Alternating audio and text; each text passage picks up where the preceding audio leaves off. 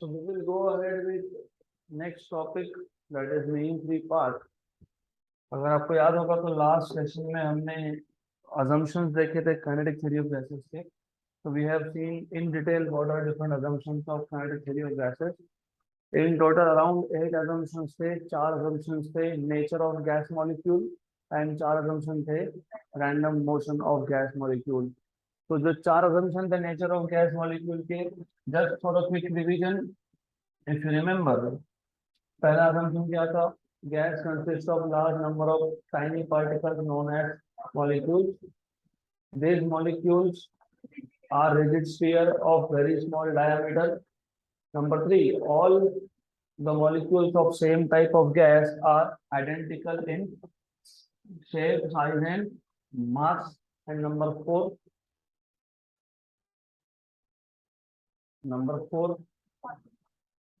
volume, actual volume occupied by the gas is less, very small compared to the volume of the container. उसके बाद 4 हमने देखे थे 4 assumptions related to random motion. तो कौन से 4 assumptions related to random motion? 4 assumptions. Number 1, all the molecules of gas are in a state of random motion. मतलब they move in all possible direction with all possible velocities. Then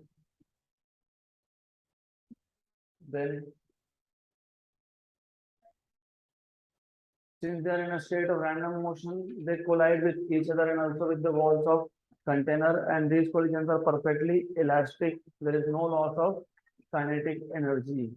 Then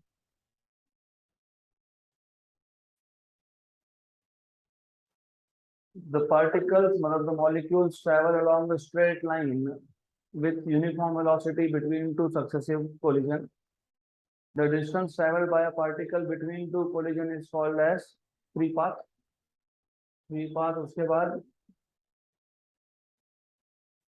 उसके बाद क्या था?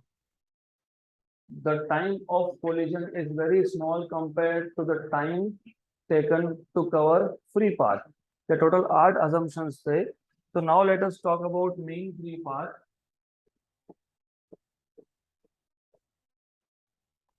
Mean free path का concept कहाँ से आया? ये रैंडम मोशन से ही आता है. So we already know, due to random motion,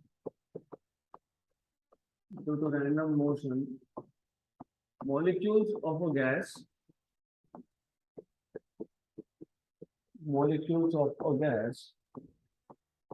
collide with each other and with the walls of container.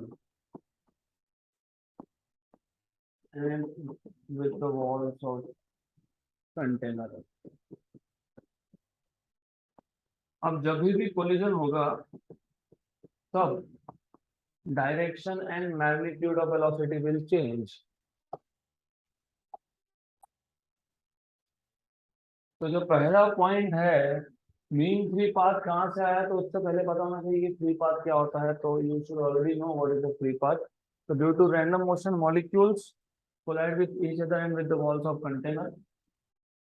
जब भी कोलिजन होगा, तो फॉर एग्जांपल मैंने कल भी बताया था, for example you have such molecules, और एक मॉलिक्यूल है जो मूव हो रहा है and it is colliding with this molecule.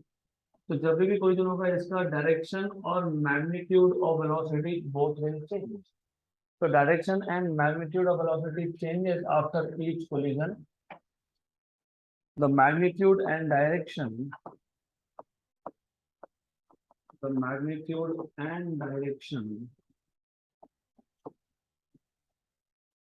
of velocity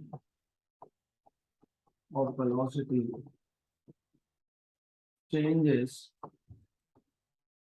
after each collision. So between two successive collisions, the particle travels a distance of lambda. Lambda क्या था? Free path. तो दो कोलिजन के बीच में डिस्टेंस ट्रैवल हुआ, that is called as free path. तो what I will do is, एक काम करते हैं.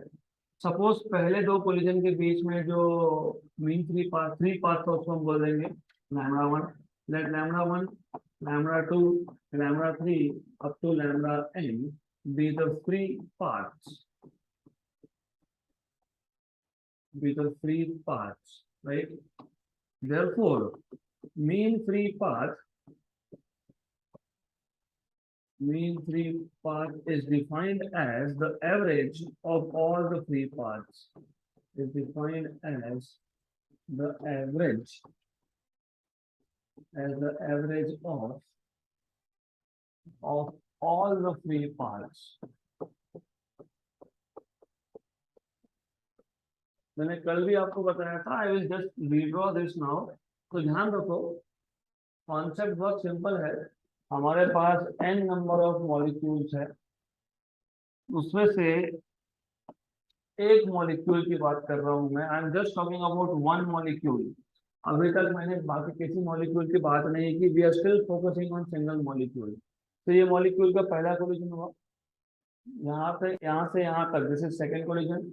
तो the distance travelled by molecule between these two collision, इसको हमने बोला है free path denoted by lambda 1। Then यहाँ से यहाँ तक आने के बाद और एक कोलिजन हुआ, तो distance travelled between second and third collision, it is lambda 2। Then from here to here it will travel again in a straight line, और वहां पे जाके और एक कोलिजन होगा, तो दिस इज लैम्डा 3। तो ये सारे के सारे फ्री पाथ्स है। So this is free path number 1 lambda 1, this is free path number 2 lambda 2, this is free path number 3 lambda 3। तो आइडिया ये है कि किसी भी दो सक्सेसिव कोलिजन में पार्टिकल मतलब मॉलिक्यूल सेम डिस्टेंस ट्रेवल करेगा, ऐसा नहीं होता है। हो भी सकता है, नहीं हो सकता है। मे बी पहले और दूसरे कोलिजन में 2 सेंटीमीटर डिस्टेंस ट्रेवल किया, सेकेंड एंड थर्ड में 3 सेंटीमीटर ट्रेवल किया, थर्ड एंड फोर्थ में 10 सेंटीमीटर ट्रेवल किया, फोर्थ एंड फिफ्थ कोलिजन में 1 ही सेंटीमीटर ट्रेवल किया। तो this free paths are not the same. तो दैट इज व्हाई हमने क्या बोला यहाँ पे कि lambda 1, lambda 2, lambda 3 these are the free paths. तो लैम्डा 1 मतलब distance travelled by the molecule between first two collisions, first and second. Lambda 2 is the distance traveled by the particle between second and third, third and fourth, fourth and fifth, fifth and sixth, so on so forth. Right? Then mean free path. How do you define mean value? कैसे define करते हो? Average मतलब क्या होता है? Lambda 1 plus lambda 2 plus lambda 3। तो mean free path आएगा lambda 1 plus lambda 2 plus lambda 3 plus up to lambda n divided by, right? तो ये आ गया आपका mean free path. Is this clear? Concept बहुत सिंपल है, सिर्फ आपको ध्यान देना है। तो फ्री पाथ का आइडिया है between two collisions. For example मैंने आपका ये एग्जांपल लिया था, आप सबके आंखों पे पट्टी बांध दी and telling you to move here and there. तो जब तक आप किसी के साथ कोलाइड नहीं होते तब तक आप स्ट्रेट लाइन में ही मूव करोगे। तो आपका जो पहला और दूसरा कोलिजन हुआ उसमें डिस्टेंस था लैम्डा 1, दूसरे और तीसरे में था लैम्डा 2, तीसरे चौथे में था lambda 3, lambda 4, lambda 5। And if I ask you what is the average free path, mean free path, तो क्या करोगे आप? सबको ऐड करोगे divided by n। Good, this is the idea. अब ऑल्सो मीन फ्री पाथ को का एक अल्टरनेट फॉर्मूला भी है जो आपको डिराइव नहीं करना, सिर्फ पता होना चाहिए। Also mean free path is given by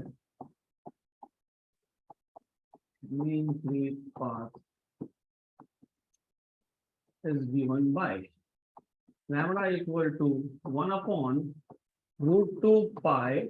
ये जो पाई है ये स्क्वायर रूट के अंदर नहीं है, 1 upon root 2 pi अलग से है, d square n, where ये जो स्मॉल d लिखा है मैंने, this is diameter of molecule, diameter of molecule, and ये जो स्मॉल n है this is number density. Number density मतलब total number per unit volume. तो नंबर डेंसिटी का मतलब ये होता है कि यूनिट वॉल्यूम में कितने नंबर ऑफ मॉलिक्यूल्स हैं, how many molecules are there per unit volume. For example बहुत सिंपल सा एग्जांपल है। For example if I take a cube, imagine मेरे पास एक क्यूब है और इस क्यूब का वॉल्यूम है 1 मीटर क्यूब। तो 1 मीटर क्यूब के वॉल्यूम में कितने नंबर ऑफ मॉलिक्यूल्स है, that is given by number density n। तो फॉर एग्जांपल ये 1 मीटर का क्यूब है, इसमें हमारे पास n number of gas molecules है। तो number of molecules in a given volume, number per unit volume, इसको डिनोट करते हो स्मॉल n से। What is capital N? Total number हो सकता है 1000 हो सकता है 2000 हो सकता है 10 हो सकता है 1 मिलियन हो सकता है एवोगैड्रो नंबर हो, राइट। तो इसका यूनिट क्या आएगा? नंबर डेंसिटी का यूनिट क्या आएगा? n upon v, what is n? Number upon v, what is v? Volume। तो volume is measured in meter cube, तो per meter cube। तो how many number of molecules you have per meter cube is called as number density। तो अगर आप देखोगे अच्छे से तो ये जो मीन फ्री पाथ है, this depends on 1 upon root 2 pi d square n। मतलब for example, let us take this example only। जितने नंबर डेंसिटी जितना बढ़ेगा उतना ही मीन फ्री पाथ क्या होगा? उतना ही फ्री पाथ क्या होगा? कम होगा। क्यों कम होगा? लॉजिकली स्पीकिंग, अगर हम नंबर बढ़ाते जाएंगे, फॉर एग्जाम्पल पहले यहाँ पे नंबर कम थे, मतलब यहाँ पे कम मॉलिक्यूल्स थे, तो वेरी ऑब्वियस अगर मॉलिक्यूल्स का नंबर कम है तो दो कोलिजन के बीच में मॉलिक्यूल ज्यादा डिस्टेंस ट्रेवल करेगा। But if I increase the number, गर्दी बढ़ जाती है तो दिक्कत होती है, राइट। तो जैसे ही आपने नंबर डेंसिटी को इंक्रीज किया, what will happen now? The distance between two collision will become less. तो ऐसा ही तो फॉर्मूला था। If you see, mean free path is inversely proportional to n।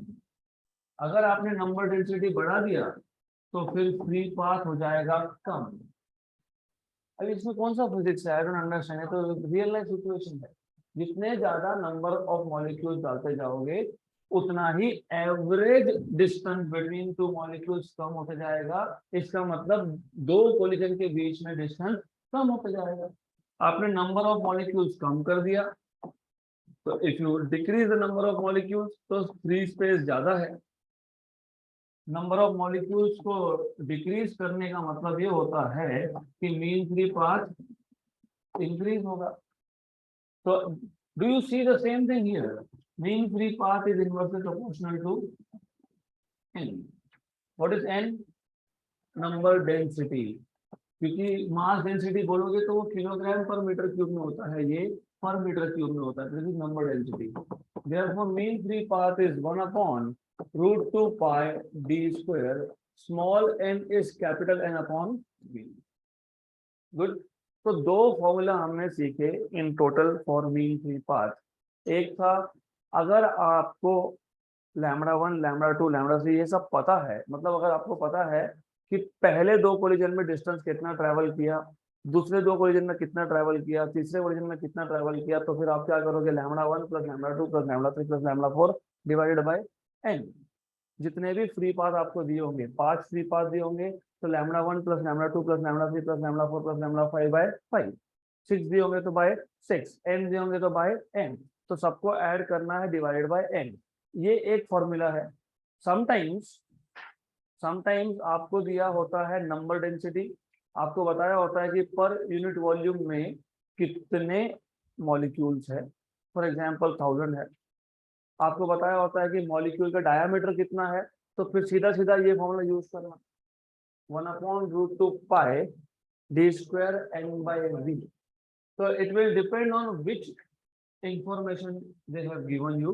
अगर आपको उन्होंने नंबर डेंसिटी दिया है तो फिर उस केस में ये जो सेकंड फॉर्मूला है आप वो यूज करोगे। तो if they have given you number density, use that formula 1 upon root 2 pi d square n। अगर नहीं दिया है, अगर आपको इंडिविजुअल फ्री पाथ दिए हैं So if they have given you what is lambda 1, lambda 2, lambda 3, lambda 4, lambda 5, then in that case, you will be using this formula lambda 1 plus lambda 2 plus lambda 3 plus lambda 4 divided by n. Okay. So I hope this concept is now clear. So mean free path. एकदम clear? एकदम clear? Yes? Yes, no, yes? Formula याद रहेगा. This is specifically important क्योंकि आपको लगने वाला है formula. तो better you right it down in terms of capital N by V. So let us go ahead to next topic, that is mean velocity. देखो अभी तक हम कर क्या रहे थे, अभी तक हम सिर्फ एक ही मॉलिक्यूल की बात कर रहे थे. सिंगल मॉलिक्यूल पे हम कॉन्सेंट्रेशन था हमारा. पहला मॉलिक्यूल, एक मॉलिक्यूल है जिसका पहला कोलिजन हुआ, फिर दूसरा कोलिजन हुआ, फिर तीसरा कोलिजन हुआ, फिर चौथा कोलिजन हुआ. Imagine when I tell you कि आप सबके आंखों पे पट्टी बांध दी and I am telling you to move. अब तक मीन फ्री पाथ डिफाइन करने तक हम एक सिंगल मॉलिक्यूल पे फोकस कर रहे थे, right. But when I tell you to move, आप सबके सब मूव होने वाले हो. एक मॉलिक्यूल नहीं है जो मोशन में है, सारे के सारे मॉलिक्यूल्स मोशन में है. और गैस के केस में यूनिट वॉल्यूम भी लोगे. अगर आप यूनिट वॉल्यूम मतलब 1 metre by 1 metre by 1 metre का क्यूब, 1 मीटर क्यूब का वॉल्यूम लोगे, तो उस 1 मीटर क्यूब के वॉल्यूम में आपके पास 10 पावर 23 मॉलिक्यूल से भी ज्यादा होता है. एवोगाड्रो नंबर ऑफ मॉलिक्यूल से भी ज्यादा होता है. तो उस केस में क्या होगा? उस केस में हमारे पास ये कंटेनर है. लेटर से इस कंटेनर में we have large number of molecules of a gas.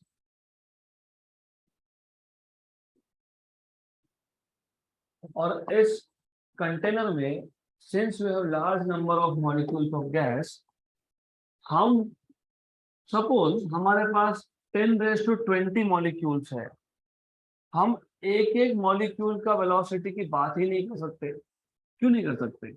Because you already know, एक तो बहुत सारे मॉलिक्यूल्स है, हर एक मॉलिक्यूल के वेलोसिटी का इंडिविजुअल कैलकुलेशन पॉसिबल ही नहीं है. Number two they are in a state of random motion. Since they are in a state of random motion, they are continuously undergoing collision हो रहा है, तो उनका वेलोसिटी भी चेंज हो रहा है. तो हम ट्रेस तो करते नहीं बैठेंगे ना. पहले मॉलिक्यूल की वेलोसिटी पहले 2 मीटर पर सेकंड था, अभी 5 हो गया. दूसरे का पहले 10 था, अभी 2 हो गया. तीसरे का 20 था, अभी 100 हो गया. चौथा रेस्ट पे आ गया, पांचवा रेस्ट पे था, अभी मोशन में आ गया. तो it is not possible, practically भी पॉसिबल नहीं है. We cannot keep on measuring velocity of individual molecules here. तो दैट इज व्हाई हम लोग क्या करते हैं, हम फिर एवरेजेस की बात करते हैं. तो जब भी इसके आगे आप गैसेस की बात करोगे, तो इन जनरल जहां पे भी ये वर्ड सुनोगे, वेलोसिटी मतलब कौन सा वेलोसिटी? एवरेज. एवरेज वेलोसिटी मतलब कौन सा वेलोसिटी? मीन. तो मीन वेलोसिटी पहले डिफाइन कर लेंगे. मीन वेलोसिटी या फिर average velocity.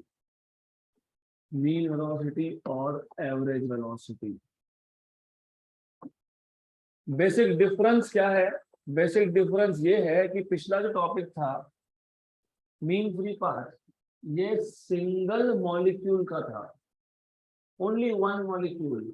There was one molecule which was travelling continuously between first two collision, free path lambda 1, फिर बाकी अगले दो कोलिजन में लैम्डा 2, फिर lambda 3, so on so forth. तो यहाँ पे हमारा सिंगल मॉलिक्यूल पे कंसंट्रेशन था. We were focusing only on single molecule. अब इस टॉपिक में हम एक साथ सारे के सारे मॉलिक्यूल्स की बात करेंगे. तो लेट अस से लेट C1 ये आ गया पहले मॉलिक्यूल का वेलोसिटी में भी, this is first molecule, right. Then C2 is the speed of second molecule. Let us say this is second molecule. C3 ये तीसरा मॉलिक्यूल, C4 है चौथा मॉलिक्यूल, C5 है पांचवा मॉलिक्यूल. तो there are so many molecules here. So let C1, C2, C3, C4, Cn be the velocities of with the velocities of the molecules of gas.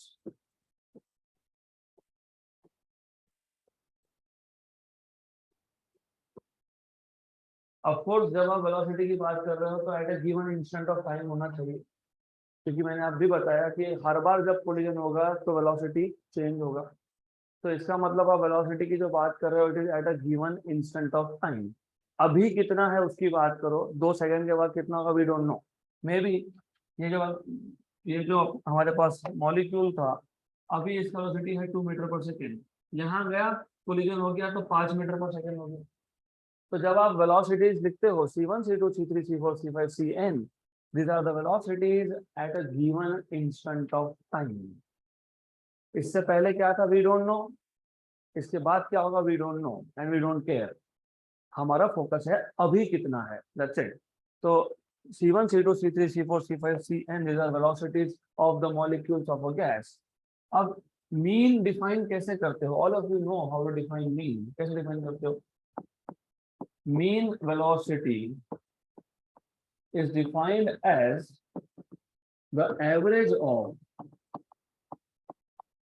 is defined as the average velocity of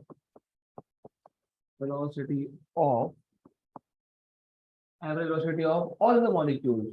So mean velocity मतलब it is the average of the velocities of all the molecules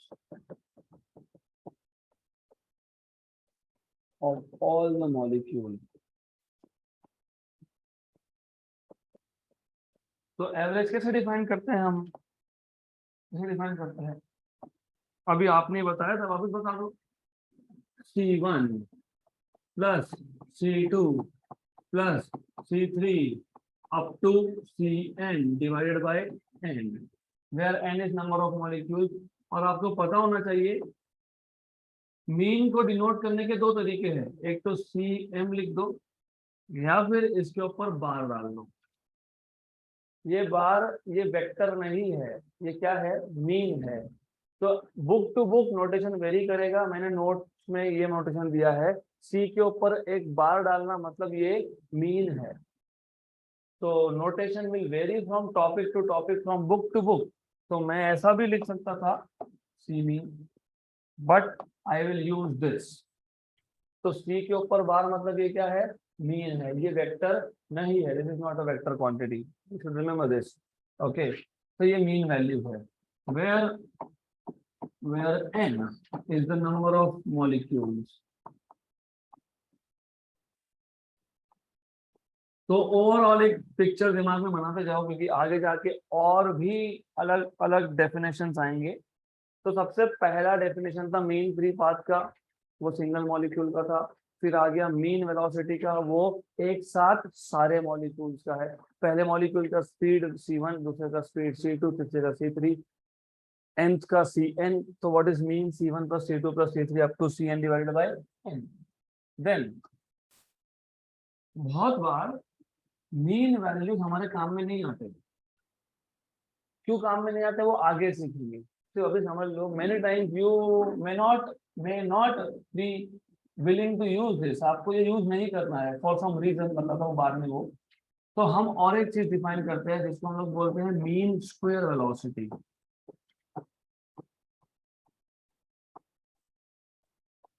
mean square velocity, जैसे यहाँ पे आपने velocities का mean लिया, वहां पे आप वेलोसिटीज के स्क्वायर का मीन लोगे।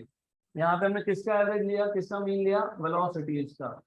तो मीन स्क्वायर वेलोसिटी में हम वेलोसिटी का स्क्वायर करेंगे, उसका मीन लेंगे। तो it is defined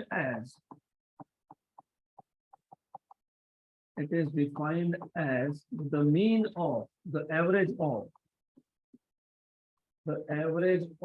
squares of the velocities of all the molecules,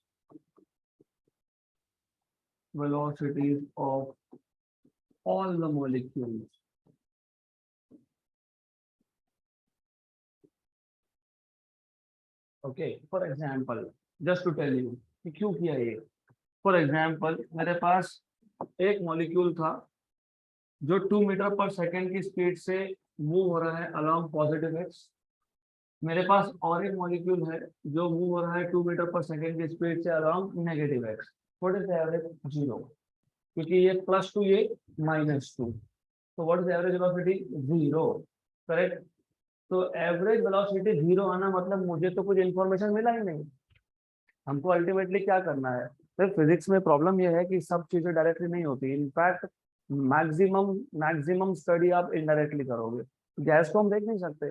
अभी हमारे सराउंडिंग में एयर है, air has many types of gases. उसमें ऑक्सीजन भी है, नाइट्रोजन भी है, कार्बन डाइऑक्साइड भी है, etcetera etcetera. Can you see? No, you can not see. अच्छा है, नहीं दिखता है। दिखता तो फिर तुमको मैं नहीं दिखता, क्योंकि मेरे और आपकी आंखों के बीच में गैस आता, तो आपको दिखता सिर्फ गैस, राइट। तो ये जो गैस मॉलिक्यूल्स है यू कैन नॉट सी, और बेसिकली उसको आप देख भी नहीं सकते, और they are so large number, हर एक का स्टडी करना पॉसिबल भी नहीं है। तो हम एवरेज की जब बात कर रहे थे, दो मॉलिक्यूल्स थे, एक का स्पीड था +2, एक का स्पीड था -2। एवरेज दिया तो खत्म हो गया, 0 हो गया, क्योंकि एवरेज क्या है? C1 + C2/2। C1 is 2, C2 is -2, 2 - 2 0 गया। तो what information you have of the system? Nothing. आपको कुछ पता ही नहीं लगा। आपको सिर्फ इतना पता है एवरेज वेलोसिटी 0 है, खत्म। बाकी तो कुछ पता लगा नहीं हमको। फिर इसके लिए हमने क्या किया? That is why we have defined average of squares. क्योंकि एक का वेलोसिटी अगर +2 था, दूसरे का -2 था, तो स्क्वायर तो 0 होगा नहीं ना। मैं स्क्वायर करके ऐड करूंगा तो 0 होगा क्या? नहीं, नहीं होगा 0। अब ये क्यों यूज करते हैं? It is use to compare two different gases. तो हमने क्या किया? पहले एवरेज लिया। एवरेज लिया तो दिक्कत आ गई। प्रॉब्लम क्या हो गया कि अगर दो मॉलिक्यूल्स है, one is moving along positive x, one is moving along negative x with the same speed, so average is 0. So what information you have? Nothing. तो दो गैस को क्या कंपेयर करोगे? नथिंग। तो हम क्या करते हैं, ये 0 नहीं आना चाहिए, इसके लिए हम एक नया एवरेज डिफाइन करते हैं। उसको क्या बोलते हैं? Mean square velocity. तो करना इतना ही है कि इंस्टेड ऑफ डायरेक्टली एवरेज करने की जगह पे हर एक वेलोसिटी का स्क्वायर कर लो, और स्क्वायर करने के बाद एवरेज करो, बाद एवरेज करो। नीचे n स्क्वायर मत लिख देना। नीचे क्यों आएगा? Only n। नीचे n स्क्वायर नहीं आएगा, क्या आएगा? Only n। इसको क्या बोलोगे? Mean square. Mean square denote कैसे करेंगे? बार मतलब मीन और स्क्वायर, तो ये क्या है? Mean square velocity. Good, right. Then in reality जब हम दो गैसेस को कंपेयर करते हैं तो हम मीन स्क्वायर भी यूज नहीं करते, हम यूज करते हैं रूट मीन स्क्वायर। तो अब नया डेफिनेशन आएगा, root mean square velocity. RMS बोलते हैं इसको। बहुत जगह पे यूज करोगे रूट मीन स्क्वायर वैल्यूज। ये रूट मीन स्क्वायर वैल्यू हमेशा कंपैरिजन के लिए ही यूज होता है, चाहे वो गैसेस की बात हो, चाहे वो करंट्स की बात हो। तो करंट में, वोल्टेज में भी ये वैल्यू आएगा, VRMS IRMS। जिनका इलेक्ट्रॉनिक्स से हमको शायद अभी से पता होगा, VRMS IRMS, this is called as root mean square value. ये नॉर्मली दो सिस्टम को कंपेयर करने के लिए ही यूज होता है, दैट्स इट। तो रूट मीन स्क्वायर वेलोसिटी कैसे डिफाइन करोगे? बहुत सिंपल है। पहले क्या किया आपने? मीन किया। फिर क्या किया आपने? हर एक वेलोसिटी का स्क्वायर किया, उसका मीन किया, तो क्या आ गया? Mean square. अब क्या करोगे? अब ऐसा करोगे, ये जो मीन स्क्वायर वेलोसिटी है इसका रूट ले लोगे। बस, हमारे पास पहले से क्या था? Mean square velocity. हमने क्या किया? इसी मीन स्क्वायर वेलोसिटी का रूट ले लिया, तो आ गया रूट मीन स्क्वायर। ये आ गया under root. Done. So it is defined as the square root of, किसका स्क्वायर रूट है? मीन स्क्वायर वेलोसिटी का। तो root mean square velocity is defined as, it is defined as, it is defined as the square root of mean square velocity, mean square velocity, correct. तो notation, ये mean square था, इसको root में डाल दो, बन गया रूट मीन स्क्वायर। सीक्वेंस देखो, पहले रूट, फिर मीन, फिर स्क्वायर, रूट मीन स्क्वायर। यहाँ पे भी सीक्वेंस देखोगे अगर, तो मीन स्क्वायर, ये आ गया रूट मीन स्क्वायर। या फिर इसको डिनोट करने के लिए और एक सिंबल भी यूज करते हैं हम लोग, हम इसको लिखते हैं CRMS। We use this, we denote it like CRMS, C root mean square. यहाँ तक क्लियर? तो mean velocity, mean square velocity या रूट मीन स्क्वायर वेलोसिटी, ये एक मॉलिक्यूल का है कि सारे के सारे मॉलिक्यूल्स का एक साथ है? All molecule, correct. so these three definitions, they are for all the molecules taken together। Mean free path कितने मॉलिक्यूल्स का था? 1 मॉलिक्यूल का था, सिंगल मॉलिक्यूल का था, याद रहेगा, राइट। तो mean free path is λ1 + λ2 + λ3 up to λn divided by n, या फिर λ equal to 1/√2 pi d square n, where d is diameter of molecule, n is number density। फिर C1 + C2 + C3 up to Cn by n, this is mean velocity। अब इस case में हम सारे के सारे मॉलिक्यूल्स का एक साथ मोशन देख रहे थे, तो C1 is speed of first molecule, C2 is speed of second molecule, C3 is speed of third molecule, C4 is speed of fourth molecule, and Cn is speed of nth molecule। फिर हमने किया square, mean square, तो C1 square + C2 square + C3 square up to Cn square by n।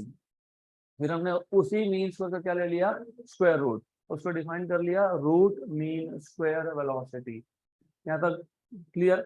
अब आप आगे देखोगे कि हर एक जगह पे जहां जहां वेलोसिटी हमको लगने वाला है, किसी एक इक्वेशन में वेलोसिटी आ गया तो यही वेलोसिटी आएगा। कौन सा वेलोसिटी? CRMS। नॉर्मली हम वेलोसिटी को डिनोट करते हैं V से, यहाँ पे मैंने डिनोट किया C से। There is some reason behind it, text book के नोटेशन अलग है, मेरे नोट्स का नोटेशन अलग है, there is a reason behind it जो अभी आपको समझेगा। अब थोड़ा सा और अगर आगे जाके सोचते हो, ये जो अजम्पशंस थे, रिमेम्बर कोई भी चीज टाइम पास के लिए हमने डिस्कस नहीं की, नहीं तो क्या थ्योरी थ्योरी पढ़ाते जा रहे हैं, क्योंकि वो थ्योरी थ्योरी लगने वाला है आगे, तो अभी आपको समझेगा कि क्यों इतना थ्योरी चाहिए था हमको। Basics should be very clear. अब वापस से उसी एग्जांपल पे आते हैं, हमारे पास कंटेनर है, ये अच्छे से समझना क्योंकि this is the most important and the most lengthy derivation of this book. पूरे बुक में सबसे लेंथी डेरिवेशन यही है, तो ध्यान देना। इसमें अगर थोड़ा सा भी गड़बड़ हुआ तो गए। तो व्हाट यू हैव इज, हमारे पास एक कंटेनर है, कंटेनर हमने लिया in the shape of a cubical box है।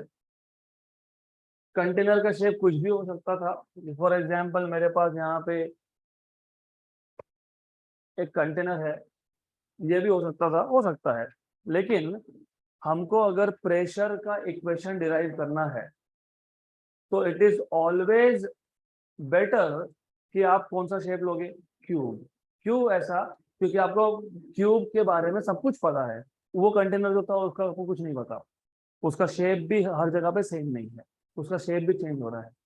यहाँ पे what do you know about cube? What is volume of a cube? Side cube. How many faces does a cube have? 6. What is area of each face? Side square।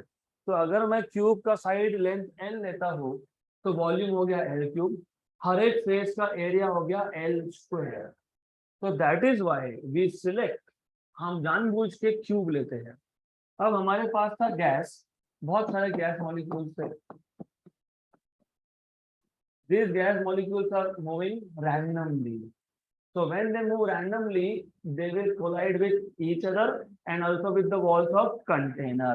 तो जब वो wall of container के साथ collision करेगा, we are neglecting for the time being, उनका आपस में जो collision है वो हम neglect कर रहे हैं, right? उसका जो collision wall of the container के साथ होगा, तब when you should know, whenever there is collision, there is momentum which is imparted, accident होता तो क्या होता है, मोमेंटम। तो मोमेंटम ट्रांसफर हो सकता है, राइट। और आपको पता होना चाहिए जब भी molecule wall of the container के साथ कोलाइड करेगा तो वो क्या एक्सर्ट करेगा, फोर्स। कैसे, मैंने अभी बोला, वो क्या इम्पार्ट करेगा, momentum. What is force, how do you define force, mass into acceleration. कहां से आया इक्वेशन पता है, Newton second law. Newton second law actually mass into acceleration है ही नहीं, उसका ओरिजिनल फॉर्म क्या था पता है, force is defined as rate of change of momentum, ये इसका ओरिजिनल फॉर्म है। फिर आप बोलते हो ये जो मोमेंटम है ये होता है मास इनटू वेलोसिटी। फिर मास तो कांस्टेंट है, मास कांस्टेंट तो डेरिवेटिव के बाहर आएगा, तो क्या बचेगा, dv by dt। What is dv by dt, तो यहाँ से आता है force equal to m into A. तो याद रखना जब भी कोलिजन है तब मोमेंटम इम्पार्ट हो रहा है, तो मोमेंटम चेंज हो रहा है, rate of change of momentum per unit time is force, right. And force upon area is pressure. तो ये कुछ बेसिक स्टेप्स है, याद रखना, राइट।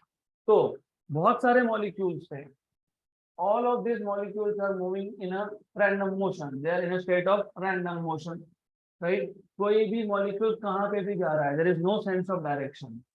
तो जब सारे molecules when they are basically moving, कोई ऊपर की वॉल से कोलाइड होगा, कोई नीचे की वॉल से कोलाइड होगा, कोई लेफ्ट साइड की वॉल से कोलाइड होगा, कोई राइट साइड की वॉल से कोलाइड होगा।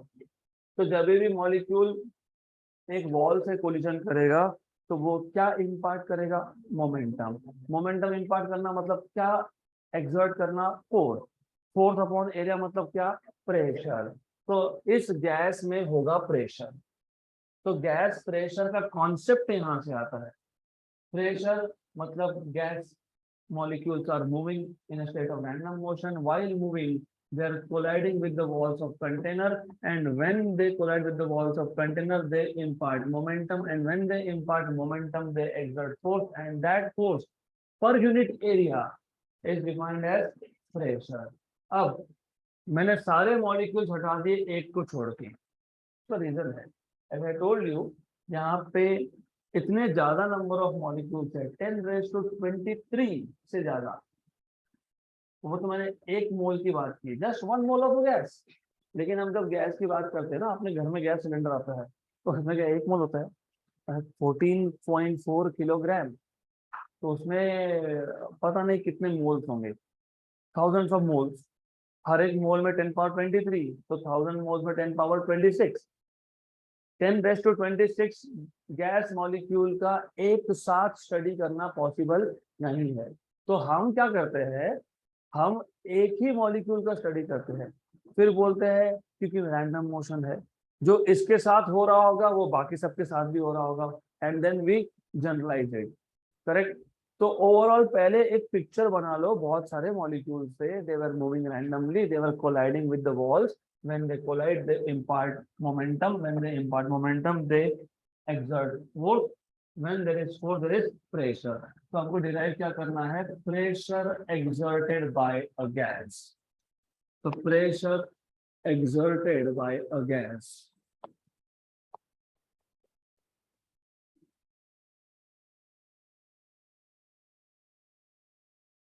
आपके टेक्स्ट बुक में बहुत ही शॉर्टकट दिए है, उसमें शॉर्टकट हम करेंगे नहीं तो समझ में नहीं आता है कौन सा स्टेप कहाँ से आया, कौन सा नोटेशन क्यों यूज किया। तो you will have to go through little lengthier way. अब एज आई टोल्ड यू, थोड़ा सा लिंक जरूरी है यहाँ पे। हमको क्या फाइंड करना है, प्रेशर मतलब क्या होता है, फोर्स मतलब क्या होता है, rate of change of momentum. तो dp by dt upon area, correct. What is rate of change of momentum, final momentum minus initial momentum upon time तो है ही, और a भी रहेगा। What is final momentum, m into final velocity।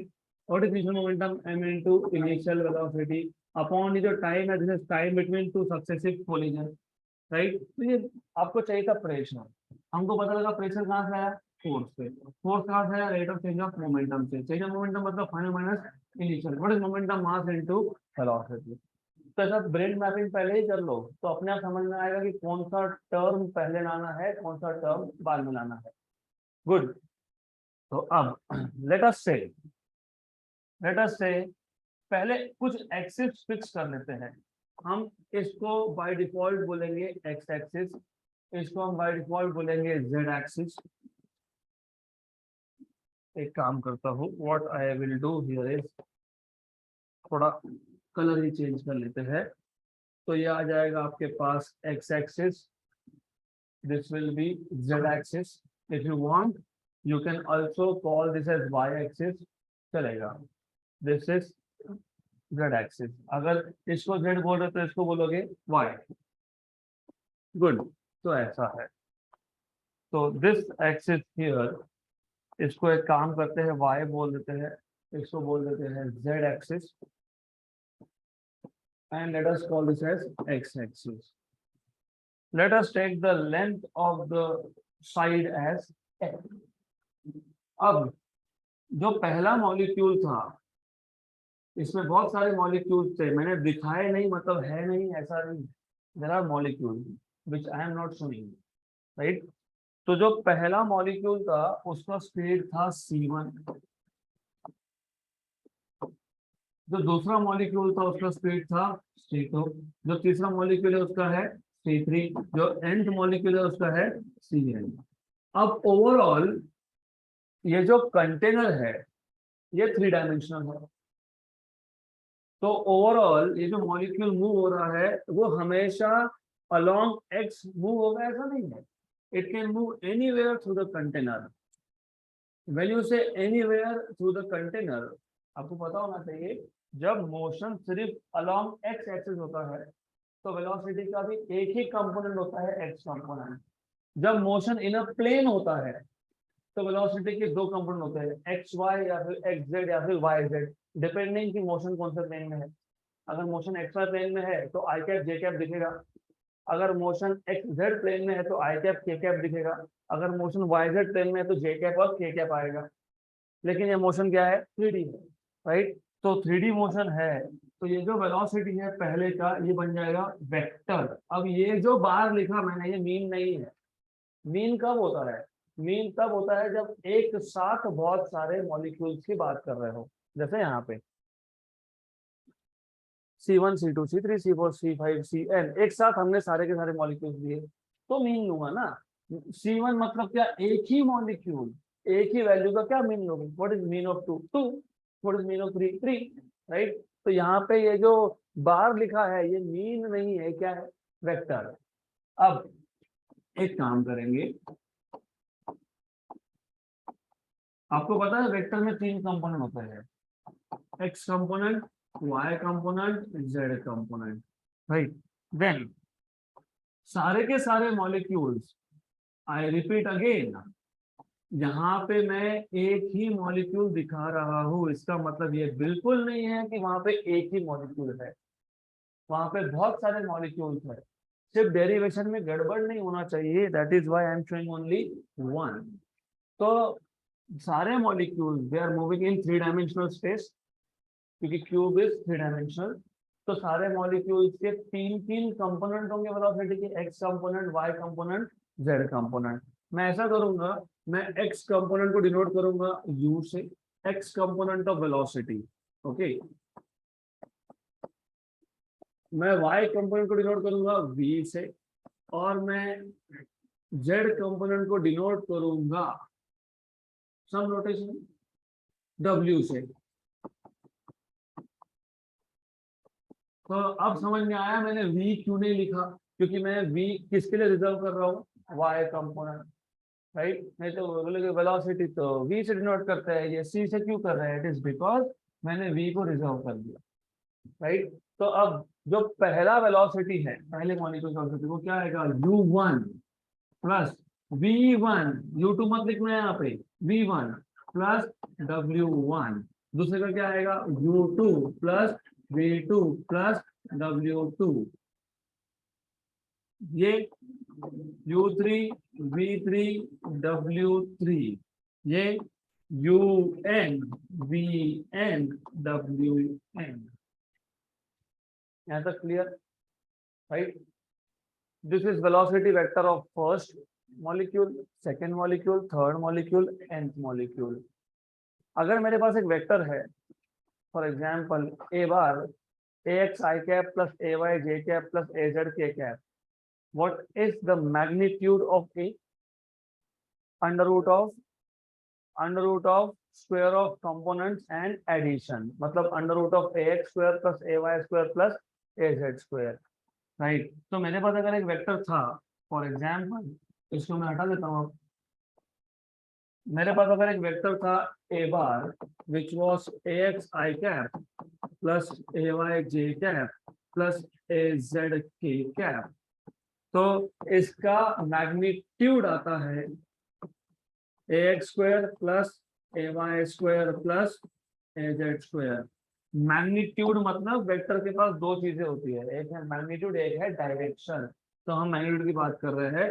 अगर मैं square करता हूँ तो क्या आएगा? A square equal to ax square plus ay square plus az square. Similarly जो पहला मॉलिक्यूल था उसके वेलोसिटी का स्क्वायर आएगा u1 square plus v1 square plus w1 square. दूसरे का आएगा u2 square plus v2 square plus w2 square. ऐसे ही nth का आएगा un square plus vn square plus wn square.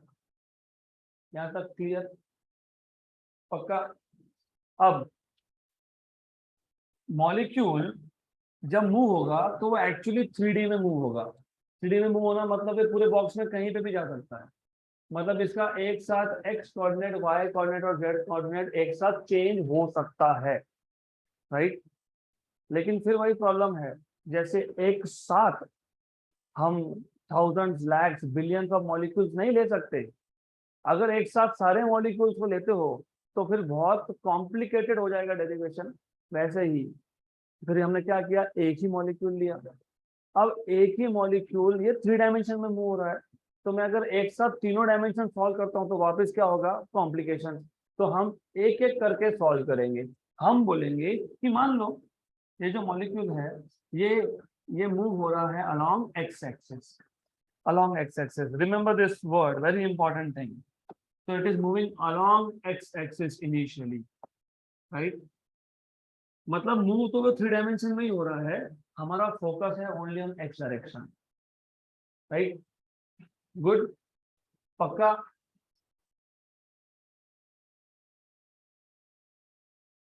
Last but one, पक्का? गुड। तो ये मॉलिक्यूल कौन सा है? ये पहला मॉलिक्यूल है।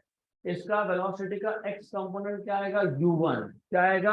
u1, correct? तो इसका इनिशियल वेलोसिटी कितना हो गया? u1।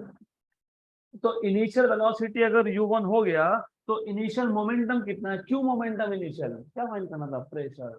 प्रेशर किससे आता है? Force upon area. फोर्स क्या होता है? Rate of change of momentum. What is change of momentum? Final minus initial. पर मोमेंटम का फॉर्मूला क्या है? Mass into velocity. तो इसके लिए हम पहले बात करेंगे मोमेंटम की। तो इनिशियल मोमेंटम कितना होगा? Initial momentum of first particle, मैं वापस से रिपीट करने वाला हूं लेकिन पहले ध्यान दो। Initial momentum of first particle, कौन सा मोमेंटम, कौन सा कंपोनेंट? X component, right? क्योंकि हम फिलहाल किसकी बात कर रहे हैं? एक्स डायरेक्शन की। वाई जेड बाद में देखेंगे। तो x component of initial momentum, x component of initial momentum of first particle is, what is momentum? Mass into velocity। तो mu1। अगर मैं y कंपोनेंट बोलता तो mv1, z बोलता तो mz1, राइट? mw1, correct? क्योंकि z कंपोनेंट किससे denote किया है आपने, w से। ये इनिशियल मोमेंटम है। अब अज्यूमिंग कि कोलिजन इलास्टिक है, इलास्टिक कोलिजन में क्या नहीं होता, लॉस नहीं होता। किसका लॉस, काइनेटिक एनर्जी का। मतलब किसका लॉस, वेलोसिटी का। मतलब ये जो पार्टिकल है ये गया, कोलिजन करके वापस आया, जाके वापस आ गया, गया कोलिजन किया और वापस आया, without change in speed, only change in direction. तो what will be final momentum, हाँ माइनस, माइनस क्या,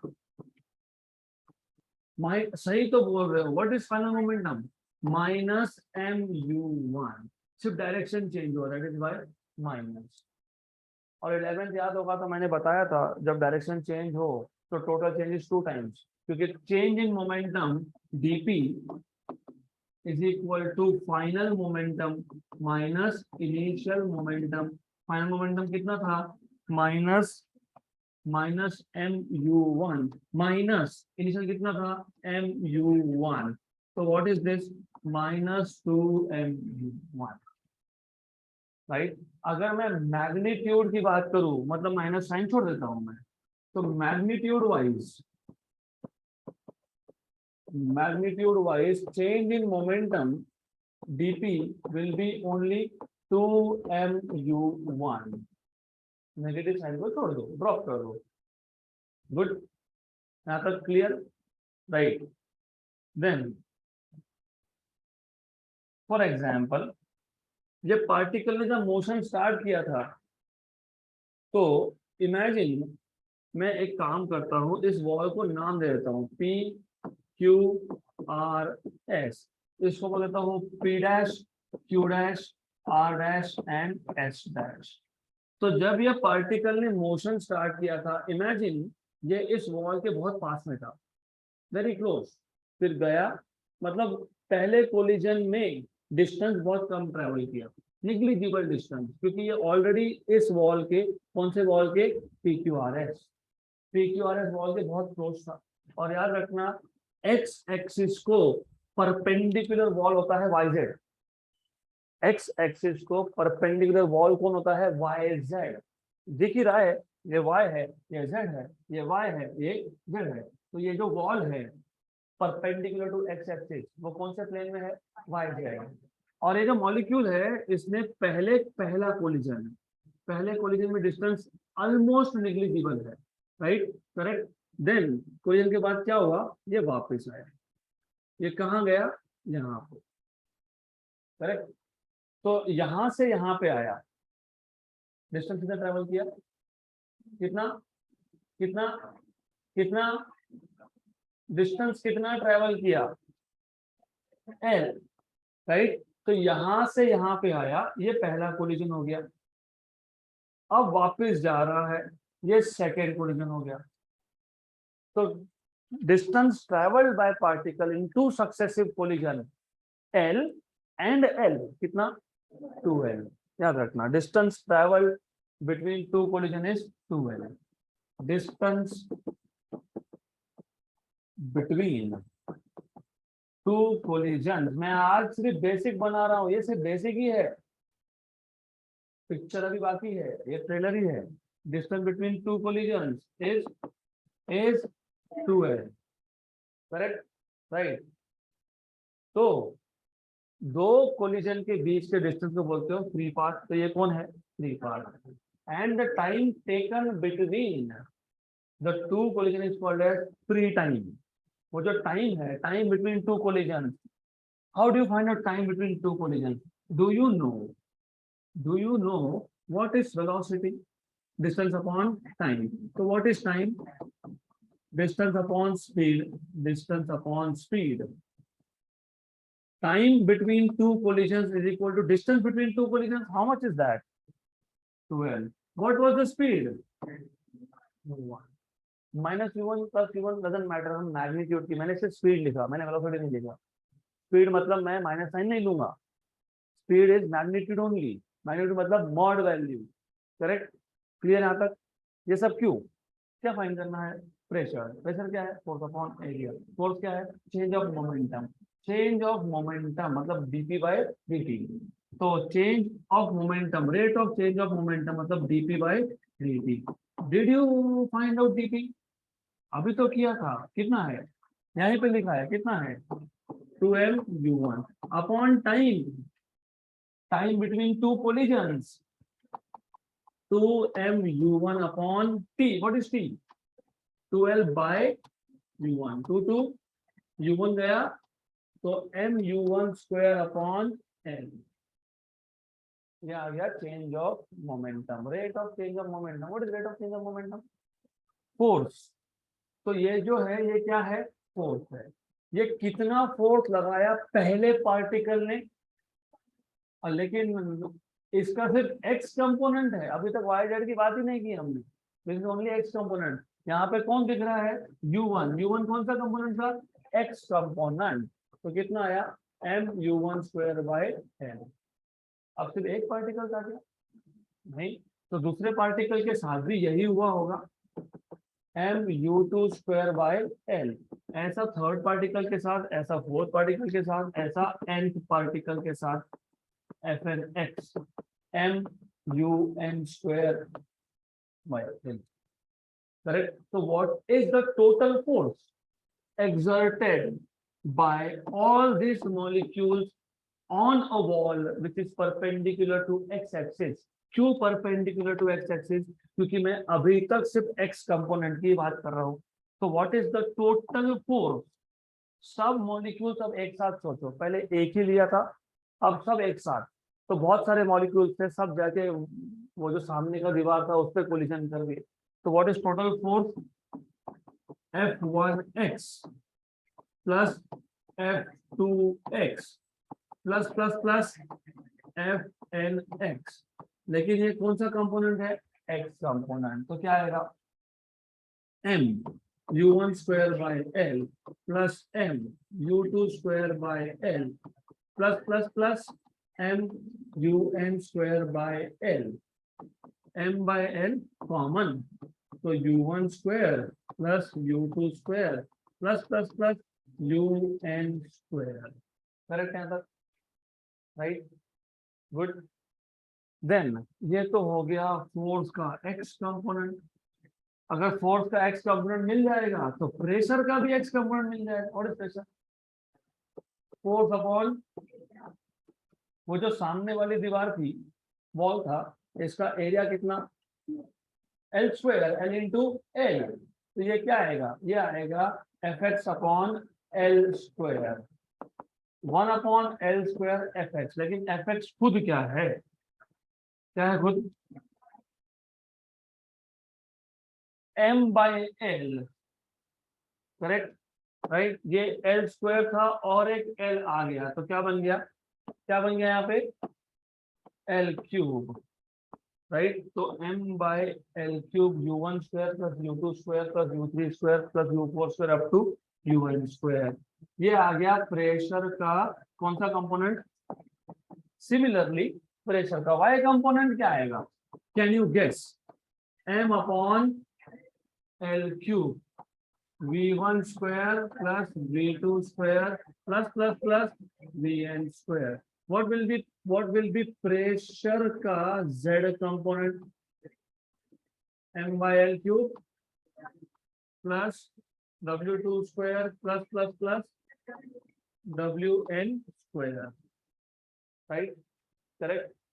लेकिन जब मोशन रैंडम होता है तो एक चीज पता होनी चाहिए, रैंडम मोशन में जो भी होगा हर डायरेक्शन में सेम होगा, क्या होगा, जो भी होगा हर डायरेक्शन में सेम होगा, रैंडम मतलब रैंडम, हमारा कंट्रोल नहीं है उसके ऊपर, तो जब कंट्रोल ही नहीं है तो मैं कैसे बोल सकता हूँ कि x में अलग, y में अलग, z में अलग, तो जो भी होगा क्या होगा, प्रेशर होगा, हर डायरेक्शन में क्या होगा, सेम होगा, तो px equal to py equal to pz, इसको बोल देंगे लेट अस से, करेक्ट।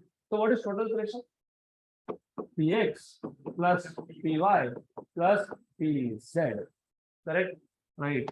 लेकिन ये क्या था, p, ये क्या था, p, ये क्या था, p, तो p plus p plus p, तो what is p then, P X plus P Y plus P Z upon,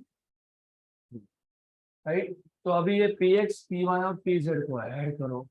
very good, कर लेंगे, क्या दिक्कत है, कोई प्रॉब्लम नहीं है। सिर्फ इतना पता होना चाहिए लिखते कैसे हैं। P X is M upon L cube, कौन था u1 स्क्वायर, कौन था u2 स्क्वायर, अप टू कहां तक un square. P Y M by L cube v1 square plus v2 square plus plus plus vn square. P Z m by L cube w1 square plus w2 square up to wn का square. इन तीनों को जब add करोगे तो m by L cube निकलेगा common. तो जब टोटल प्रेशर है 1/3 पहले ही बाहर लिख दो, m बाय एल क्यूब हो गया कॉमन। फिर कौन है u1 square v1 square w1 square, u1 square plus v1 square plus w1 square. एक काम करता हूँ, इसमें देता हूँ ब्रैकेट, प्लस क्या है u2 square plus v2 square plus w2 square. ऐसा ही कौन आएगा un square plus vn square plus wn square.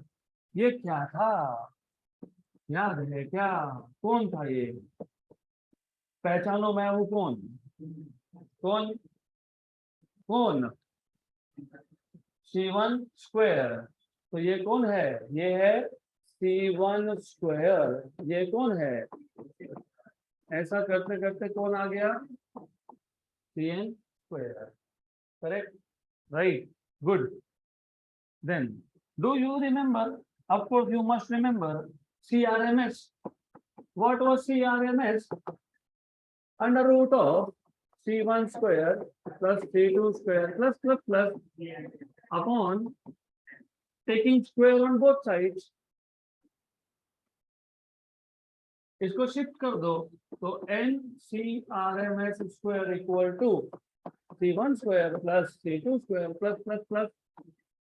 तो ये C1 square plus C2 square plus Cn square कौन है, कौन है, जल्दी बताओ, n इंटू CRMS, करेक्ट। अब अगर हर एक मॉलिक्यूल का मास m है और मेरे पास टोटल n मॉलिक्यूल्स है, तो what is total mass, n into n। तो फिर यहाँ पे ये n इंटू m कौन है, टोटल मास। तो प्रेशर P आ गया 1/3 total mass m upon what is L cube, volume, volume and CRMS। ये आ गया प्रेशर का इक्वेशन, राइट। तो कल हम वापस रिपीट करेंगे and we will see again in detail.